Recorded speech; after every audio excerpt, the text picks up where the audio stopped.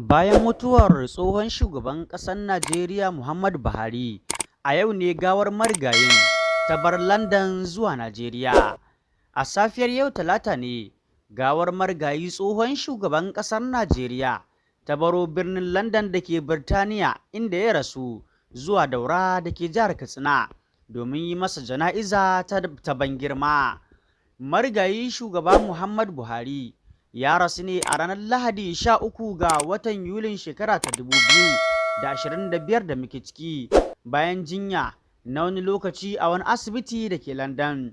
Bayanai da muka samu daga London sun bayyana cewa gawar ta bar London ne da misalin karfe 8 na safiya a cikin jirgin sojin saman Nigerian Air Force, kuma ana sa ran za ta isa bayan sallar azahar. Haka zalika ana sa ran za a gudanar da jana'izar da zarar ta isa kafin binne sa a gidansa da ke Daura.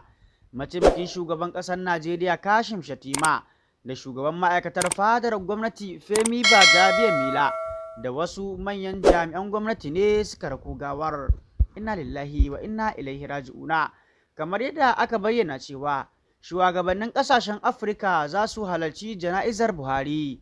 Ana sa ran wasu daga cikin shugabannin ƙasashen Afirka za su halarci jana'izar marigayi tsohon shugaban Najeriya Muhammadu Buhari da za a yi a yau Talata a mahaifarsa da ke Daura. Shugabannin ƙasashen sun hada da na Gambia, Adama Barrow, da na Chadi, Mahamat Deby, da na Guinea Bissau, Umaru Sissoco Embalo.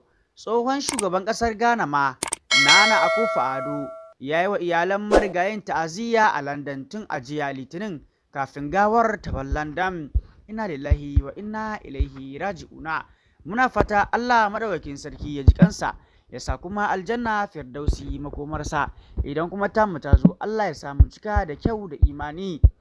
Muna addu'a Allah madaukakin sarki ya sa mutuwa ta zama hutu ga tsohon shugaban ƙasar Najeriya.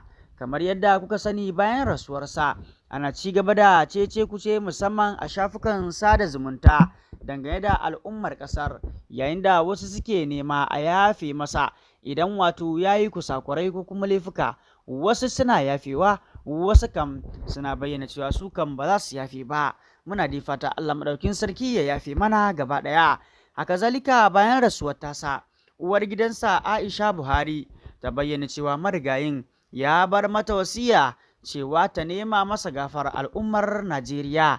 To muna fata Allah madaukakin sarki ya ji kansa, muna kuma addu'a mu ma Allah subhanahu wa ta'ala ya yafe mana, ya kuma kyautata namu ƙarshen.